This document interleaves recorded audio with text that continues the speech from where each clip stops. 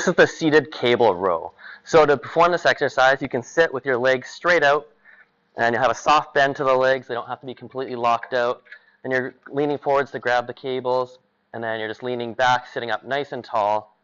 And before you even start, you're thinking about bringing your ribs down. So how you're going to do that, you're going to use your diaphragm, take a massive breath, exhale hard.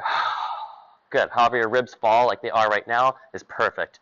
Then you're going to use your shoulder blades to retract, keeping the arms still straight. So imagine that you're taking the pinkies and rotating them this way inwards. Good. And then you're going to squeeze and pull the elbows back and down towards your butt. Hold for a second. You're squeezing the shoulder blades back as hard as you can and going forwards all the way, still maintaining the shoulders where they are right now. Retract, breathe out. That keeps the ribs down. Squeeze here, and then back all the way forwards. One more time. So she's trying to push her shoulder blades back and down into me. The shoulder blades glide forwards. So there you go.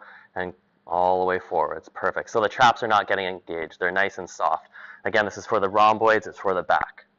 You'll also feel it in your biceps, and there's no arch, no working in the lower back. Seated cable row.